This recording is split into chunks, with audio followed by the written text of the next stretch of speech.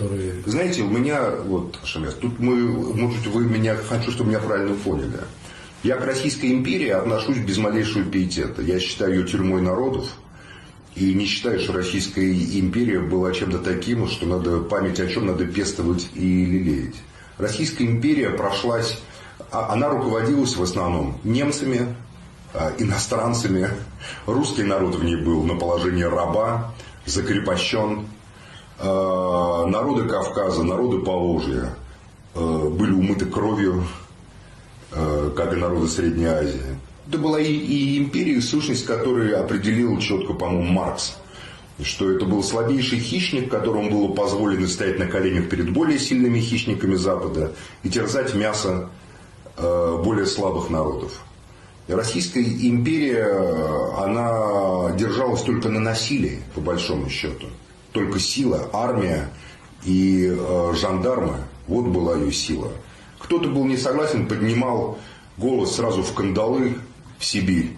Сколько замечательных людей с Кавказа погибли в этих каторгах. Кунта-Хаджи, чеченский учитель религиозный, понимаете? Шейх Мансур, которого знал и адыгский народ тоже, он был именно, по-моему, там, где Баталпашинская сейчас, значит, станица, там он был арестован и припровожден тоже туда.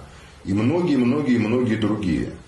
Отношения Российской империи с народами Кавказа далеки от идиллии. Это огромная 70-летняя война, начиная с шейха Мансура и до пленения, до последнего боя на Красной Поляне. И что она принесла хорошего народам Кавказа, эта война? Что она принесла хорошего русскому народу? Она породила огромный эпос, но огромные жертвы. Я думаю, что мы живем не благодаря этому, а вопреки этому. Мы живем и общаемся друг с другом не потому, что мы каким-то фельдмаршалом и генералиссусом чем-то обязаны. Ничем мы им не обязаны. Мы сидим с вами рядом с местом, где Суворов, приведя калмыков, уничтожил нагайцев. Разве это не так? Это так. Почему мы не говорим о том, что было в истории? То, что делали с адыгами, то, что делали с русскими, когда подавляли Пугачевское восстание или восстание Степана Разина.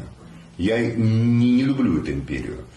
Я понимаю, что государству нужно, и что в истории государства проходят определенные этапы развития. Ну, как нужно? Я считаю, что люди между собой могут договориться, вполне жить на иных основаниях.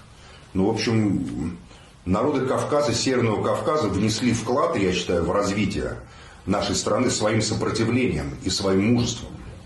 То, что вы столько лет держались против этих фон Грабов, фон Засов, против этих палачей, фон Зас, который коллекционировал черепа адыгов, то, что ваше мужество и ваш героизм был настолько высок, что при полном, абсолютном превосходстве империи с этими войсками, разгромившими Наполеона, взявшими Париж, они 50 лет не могли Кавказ завоевать. Это ваш вклад. Это мужество, этот героизм народов Кавказа, это самопожертвование, которое воспето русскими поэтами. Гарун бежал быстрее лани, быстрее, чем заяц от орла. Бежал он в страхе с поля брани, где кровь черкесская текла. Отец и два родных брата за честь и вольность там легли. Под пятой у супостата лежат их головы в пыли. Кого называет супостатом Михаил Юрьевич Лермонтов? Воспевая честь и вольность, Российскую империю, русский офицер. Он был убит недалеко от места, где мы с вами сидим сейчас. Это сложный процесс. Поэтому ваш вклад в наше общее будущее – это ваше мужество, ваше достоинство и ваша честь. То, что кавказцы повлияли на Льва Николаевича Толстого, то, что разорение села Гихи, описанное им в дневниках, а потом в повести Хаджи Мурат, преобразило его сознание. Он сам об этом говорил, когда он увидел вот эту вот жестокость, эту карательную операцию против Гихи, он изменился, и мы получили Толстого как моральное, этическое измерение. Мы получили Лермонтова, мы получили Кавказ для русской интеллигенции, Кавказ для России конца XIX века был постоянным укором совести. Как сказал наказной атаман Хомутов, когда министр Милютин проектировал депортацию, геноцид адыгов по заданию Александра II, царя-освободителя так называемого, Он сказал: мы, православные казаки, не можем так поступать с людьми. Мы воевали с черкесами. Но смысл был такой, вы знаете, наверное. Но лишать людей родины мы не можем. Вот это голос русского человека для меня.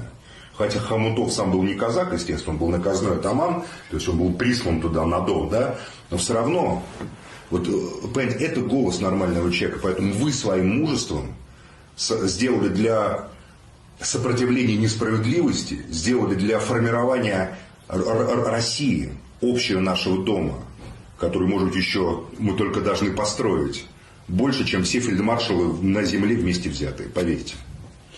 Максим Леонидович. К сожалению, мы не знаем имена этих адыгских героев, которые шли в бой на последнем, на Красной Поляне, в обреченный этот бой, эти шапсуги и убыхи, зная, что они погибнут, они все равно шли в этот бой.